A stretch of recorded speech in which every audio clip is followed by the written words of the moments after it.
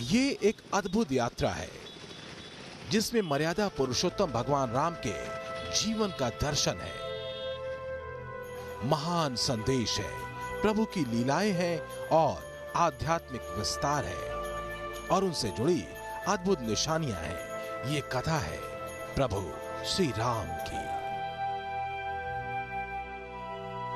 सतयुग की प्रभु राम की अयोध्या कई बार बनी, कई बार बिगड़ी, लेकिन यहाँ मर्यादा पुरुषोत्तम की निशानियां, राम राज्य की अद्वितीय कहानियां आज भी अनवरत है।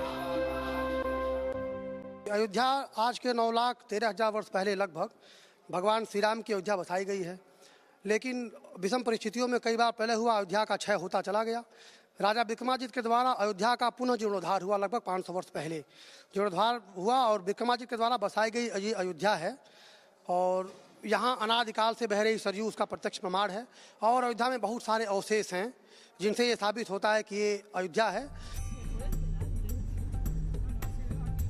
अयोध्या की गलियों कूचों से होते हुए सबसे पहले हम पहुंचते हैं उस स्थान पर जो प्रभु राम की बाल लीलाओं का गवाह है, वो जगह जिसके कण कण में प्रभु राम की स्मृतियां हैं। ये है दशरथ महल।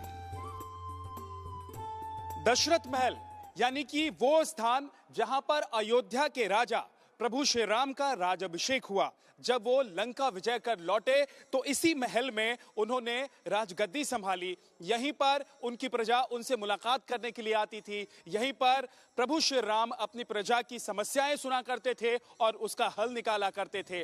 और यही वो महल है जहां पर प्रभु श्री राम अपने भाइयों के साथ बचपन में चहलकदमी किया करते थे। कहते हैं कि भगवान राम के जन्म के वो निशान आज भी अयोध्या ने संजो रखे हैं। जहां भगवान राम और उनके भाइयों का जन्म हुआ, वो तब प्रसूति गृह हुआ करता था, जो कि अयोध्या के दशरथ महल का ही हिस्सा रहा होगा। प्रभु श्री राम का जहां जन्म हुआ, जिसे आज राम जन्मभूमि के नाम से जाना जाता है, वो जगह यहां से कुछ ही दूरी पर यानी कि दशरथ महल से कुछ ही दूरी पर मौजूद है।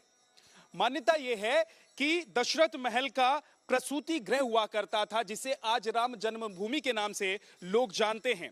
और वहीं से इस दशरथ महल तक यानी कि राजा दशरथ तक खबर आई थी कि प्रभु श्री राम ने अवतार लिया है। दशरथ और उनकी रानियां ही नहीं बल्कि पूरी अयोध्या प्रभु राम की लीलाओं से सम्मोहित होती जा रही थी। कहा जाता है कि इसी महल से राजा दशरथ अयोध्या का राजकाज भी चलाते थे। यहाँ राजा दशरथ की वो गद्दी भी रखी है जिस पर बैठकर दशरथ अपने राजकाज को देखते थे और निर्देश देते थे। इस गद्दी की विशेषता यह है कि तुलसीदास जी ने अपने शरीर को जब छोड़ा तो वो यहाँ बाबा राम प्रसादाचार्य जी के रूप में अवतरित हुए और बाबा राम प्रसादाचार्य जी अवतरित होकर इस गद्दी का संचालन करते हैं। और उन्होंने यह माना कि महाराज दशरथ के कार्यकाल से पहले यह गद्दी विराजमान है, जिस गद्दी पर महाराज दशरथ बैठ करके यहाँ के संपूर्ण कार्य का संचालन करते थे। और उन्हीं दशरथ के सबसे बड़े बेटे थे भगवान राम। विष्णु के अवतार प्रभु राम की उपस्थिति अयोध्या के वातावरण को आनंद से भर देती थी, जिस उमंग को गोस्वामी तुलसीदास ने हमेशा के लिए अमर कर दिया। हरि अनंत हरि कथा अनंता, कहाँ ही सुनाई बहुविधि सब संता। रामचंद्र के चरित सुहाए, कलप कोट लगी जाहि न गाए। हरि अनंत है, हरि कथा अनंत है, सब लोग उसे कहते और सुनते आए हैं, लेकिन श्री रामचंद्र का चरित्र करोड़ों गल्पों में भी नहीं गाया जा सकता।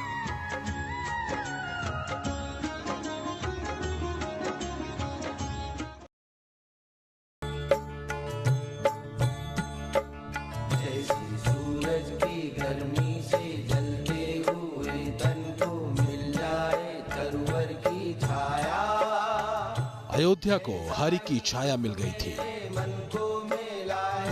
कोसलपुर को किनारा मिल गया था। अयोध्या श्री राम की शरण में थी और प्रभु राम के चरण में लिपट रहा था अयोध्या का कण कण। अयोध्या हरि के अवतरण से बने अद्भुत आनंदित करने वाले वातावरण से अभिभूत थी। कौशल्या जी के महल के एक हिस्से में है ये कुआं, जिसे प्रभु राम के समय का ही बताया जाता है। जीर्णोद्धार के बाद इसके स्वरूप में भले ही परिवर्तन हुआ हो, पर ऐसी मान्यता है कि इस कुएं का जलस्रोत त्रेता युग का ही है। ये वो स्नानागार है, यानी कि वो स्थान है स्नान करने का जहां पर राजमहल यानी कि राजा दशरथ की जो रानियां थी वो स्नान क्या करती थी। ये देखिए, ये आप पहली बार देख रहे हैं टेलीविजन पर ये स्थान जहां पर कौशल्या माता रहती भी थी, और कौशल्या माता के अलावा जो बाकी दोनों महारानियां थी वो भी यहीं आकर स्नान किया करती थी। ये स्नान करने की जगह जो पहले राजभवनों में हुआ करती थी वही ये स्थान है, और मान्यता ये है कि यहीं पर तीनों रानियां स्नान करती थी। ये वो चिन्ह हैं जो राम की अयोध्या नगरी को विश्व पटल पर सनातन धर्म और परंपरा की नगरी में तब्दील कर देने वाले थे।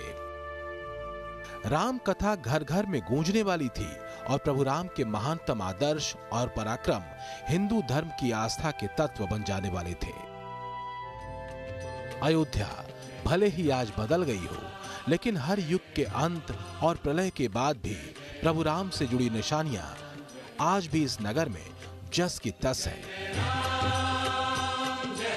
अयोध्या के घाट, सरयू का किनारा, अयोध्या की भवन निर्माण शैली और यहाँ तक कि यहाँ की सड़कें और गलियां प्रभु राम की कथा सुनाने के लिए युगों से ठहरे हुए से लगते हैं।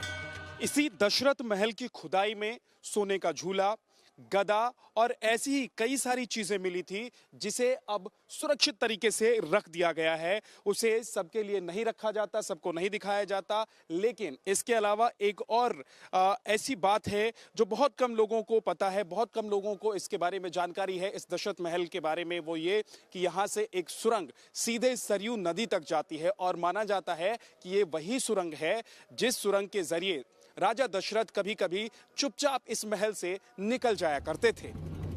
राम कथा और अयोध्या से जुड़ी उस कहानी को भी जानना कम दिलचस्प नहीं है, जिसमें इस बात का जिक्र मिलता है कि भगवान प्रभु राम की ये अयोध्या और उनसे जुड़े चिन्हों और निशानियों को खोजा कैसे गया। आखिर त्रेता युग की अयोध्या द्वापर के लाखों वर्षों से होते हुए आज कलयुग के हजारों वर्षों बाद भी मिली कैसे, तो इसका श्रेय जाता है सम्राट विक्रमादित्य को।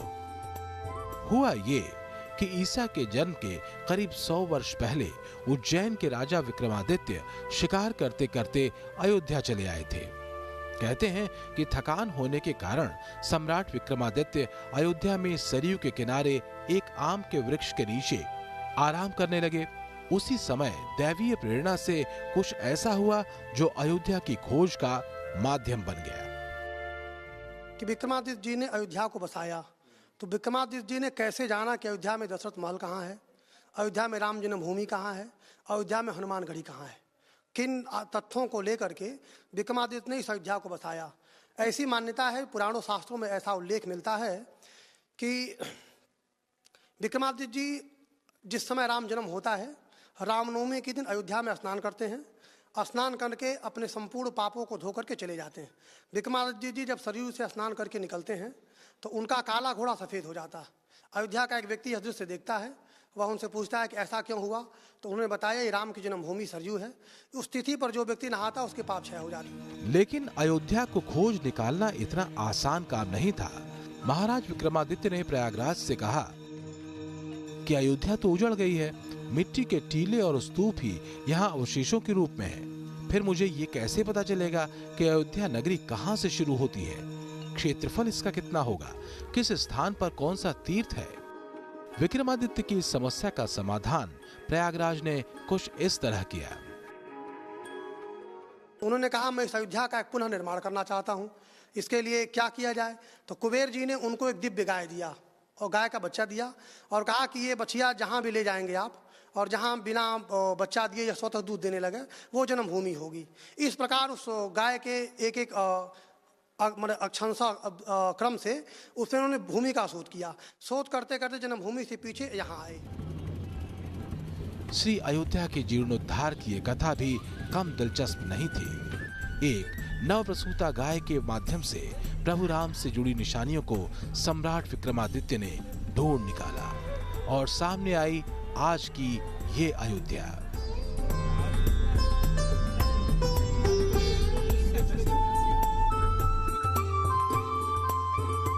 दशरथ महल से लेकर कनक भवन, रंग महल, हनुमानगढ़ी,